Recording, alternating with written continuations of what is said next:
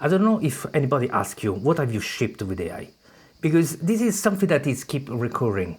And for me, that is completely the wrong question. Because they ask this question with one goal, to prove that AI is useless. But it's a wrong question, because it's assumed that the value of AI is connected to the artifact that comes from working with AI. But the real question is not what you have shipped, it's what has changed in how you work. That is the real shift that we are experiencing. Before I tell you more about what is possible to do with AI, I want to share you something that my AI agent is doing right now. I wanted to get this VS Codium installed on both my Linux PC and my Mac Mini. And I use Hermes. This is the session. I didn't read it because it just finished to do it, but the goal was to add this VS Codium and add Hermes within it, open code and codecs, so I could have access to those agents within this software. VS Codium is a fork of VS Code without the Microsoft telemetry. If you haven't tried it, worth testing it out. So the job of my AI was not to create an artifact, was to resolve a problem for me.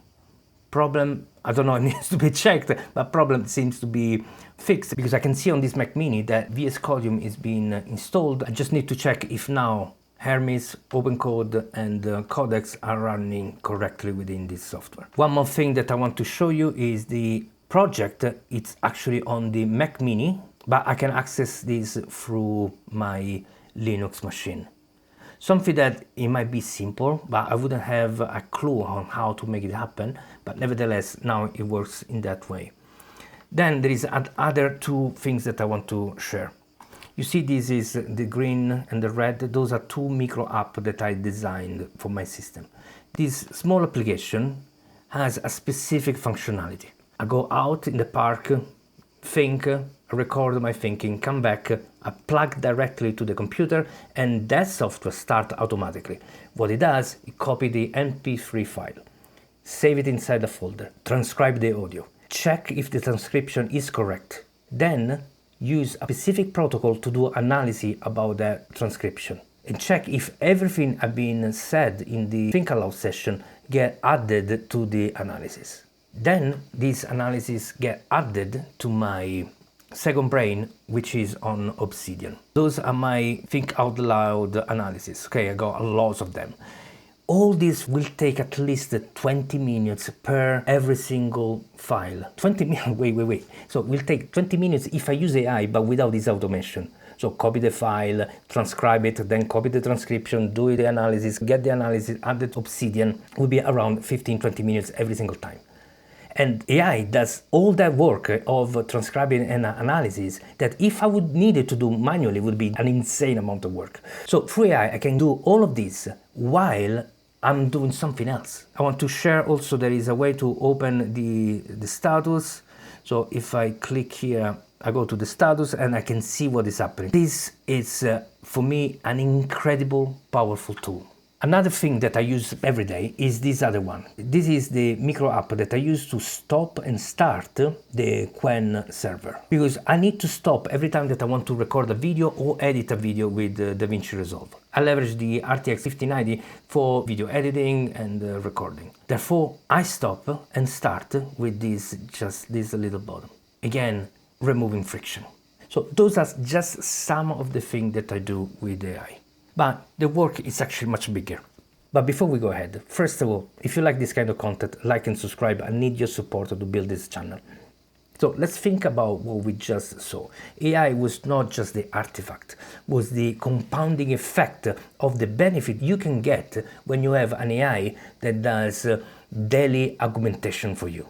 So you save energy, you make decisions that are informed because you use AI for research, so you access more knowledge, you remove friction, you have AI doing micro tasks for you every single day. That compounds. So today is just a little bit of advantage, but then in a week, in a month, in a year, that compounding effect, that 20% augmentation that you receive every single day make a huge difference.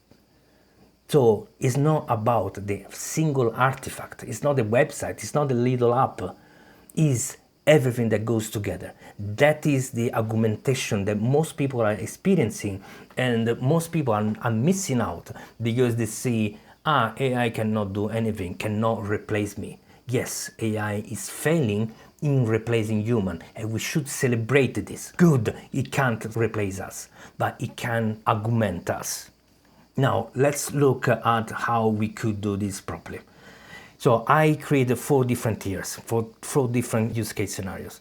The first one that everybody should use is this personal assistant. That more or less is what I show you today. Create some micro automation, micro software, micro action for you that remove a lot of friction and empower you to solve problems that you couldn't do by yourself, or you wouldn't do it because it's just too much work. So what I've done with AI is not just those 3 things that are shown today. I also use it to help me writing my philosophy. Over the years, I've been thinking about life and understanding life from my perspective. But then I never managed to have the strength to go there and write and analyze and so on. It's a lot of work. What I've done, I recorded hours and hours of recording. I gave it to the AI and I said, organize this, first of all. Then look for contradiction and let's solve them. AI start asking you questions. And by challenging your idea, then you refine the idea, you go deeper, you clarify, you remove contradiction, you bring clarity, you go deeper. And AI didn't do any thinking, it just challenged you through questions. So the idea, the philosophy is still 100% mine. The process can happen because AI helps you organizing the messy thinking, find the weaknesses. Then once it's been written, I ask AI to do research so it could find if there are elements that are already present in other philosophy. Because there is no point to write a philosophy if your philosophy is a copy of someone else. To a philosophy to exist, need to have some elements of originality. So my philosophy had those elements. And therefore I created a website called cosmodestiny.com. If you're interested, you can go there, read the principles, and you will see the way that I think, but you will see how AI can actually empower you to do things that sometimes is extremely difficult because it requires so much work. Now let's look at how do we do this, how do we run it. I divided this in different tiers. One is the personal assistant, second is the strategies and the analysis, and then there is the coding tier. Now let's analyze this. First of all, let's start from this principle. I'm gonna tell you what it works from local AI and cloud AI. Both of them are valid. There are pros and cons with both of them. So let's first address why we want to go with the local model. First of all, total sovereignty. It's run on your machine, your memory is there, you don't share anything with anybody. You have total privacy. That is something that if is important for you or is a requirement for your business, then local is the only way. The model is not the only thing that you need to choose, but you also need to choose the harness for it. Harness is the software, is the interface, is the system that you use to control the model. One of the best open source way to control those models, one of the best harness is called Hermes agent. This is incredible, can do a lot of things, can control your computer, can control your browser. It's the one that I use myself most of the time. It's not the only thing that I use, but it's for most people, it's the best tool. You have the freedom to change the model that you're running, so you're not locked in any corporation. You can use corporation models within Hermes, but you are still free to choose and change whatever. The other path is the one that is of the least resistance, okay, the least friction. What you should do if you don't know how AI works and how to set it up and so on, the easiest path is to get OpenAI GPT $20 subscription. You can download that one, start using it, start understanding, and then use that one to install Hermes for you, configure the local model for you, and so on.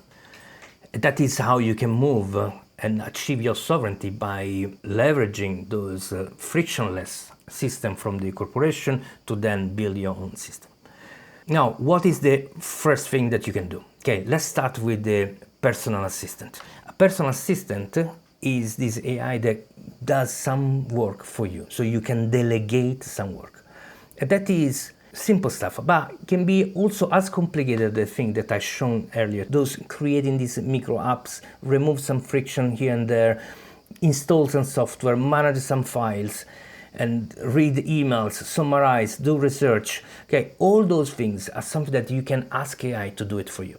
You can also have them programmed during the day. So in the morning you can have a brief of your meetings. I don't know, can be some research, whatever it is. Okay, you can create a custom daily brief for you. Then there is the second tier, and this is more advanced use. So it's for the strategists and people that do data analysis and so on. Now you need something much more powerful, because your local model can do most of the work, but not all of it. So in this case, what you start to see is hybrid solution. So hybrid means you have some local model and you have your cloud model for when you need this frontier brute force intelligence. That often is needed because you need a large context window, so you can analyze a lot of data at once. You need some higher level of intelligence, or you need a model that is capable of working for longer and covering multiple tasks one after the other. This is also possible to do with local model. It just requires more powerful hardware. Before I go into the details of the hardware, let's look at the tier 3. This is for coding. For people that do coding, there are a lot of different solutions. The trap here is the marketing is so strong for Anthropic that everybody thinks Anthropic is the only thing that you should use, everything else is a waste of time. But let's look at reality. Just the other week, we had the OpenAI rogue model hacking Face to try to cheat one of those benchmarks. So it hacked Hugging Face to find this data so it could cheat. Hugging Face, to fix the problem, it couldn't use those Anthropic models or OpenAI because they refused to work for them. The guardrails are so strong that they wouldn't do any cybersecurity work. So what was the alternative? For Hugging Face, the best model was a model that they could run locally, so they could control, remove any guardrails, remove any problem that they might be with those cloud models, have sovereignty and data protection, so they wouldn't share any data with anybody. And the model that they choose to run was the GLM 5.2. This is an incredible model. It's really intelligent and it's really fast. Can do almost anything that those frontier models can do, but a fraction of a cost and an incredible amount of speed. This is reality. Okay, this is what people actually use when they need a result done. Now, through advertisement, like I said, Codex, Anthropics, those are the tools, the only thing that you should use. Clearly not. What you need to do is to find the right tools for you.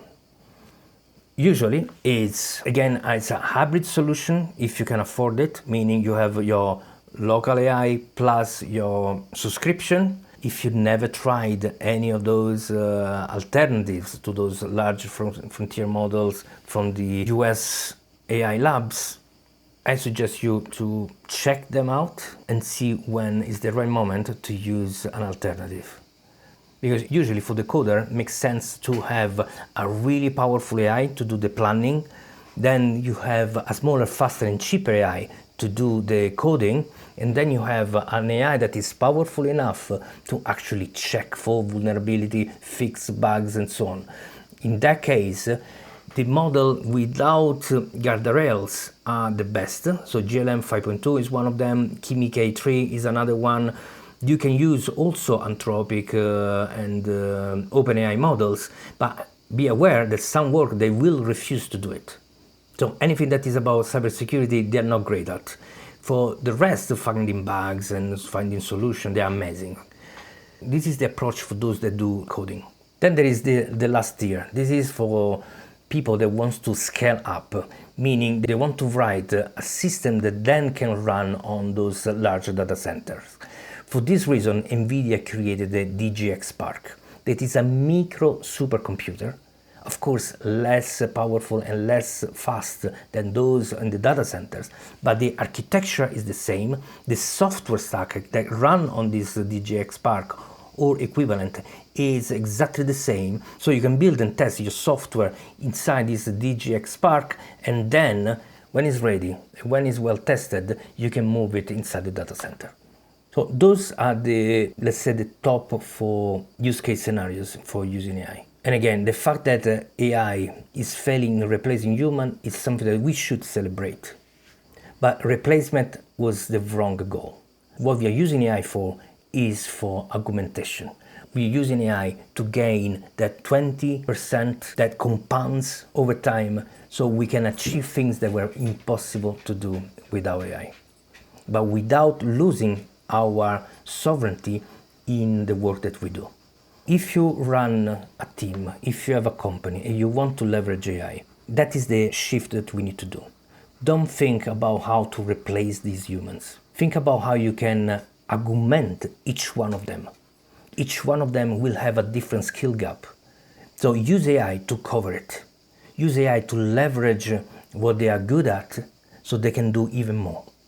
So yes, AI is failing at replacement. It is not failing at augmentation. So this week, the task is try a local model and see if it's enough to be the assistant that you need. Everybody should have an assistant. So if you like this kind of content, please like and subscribe. If you want to connect to a larger community, we have almost 2,000 people in our Discord channel. Thanks for staying at the end. Ciao.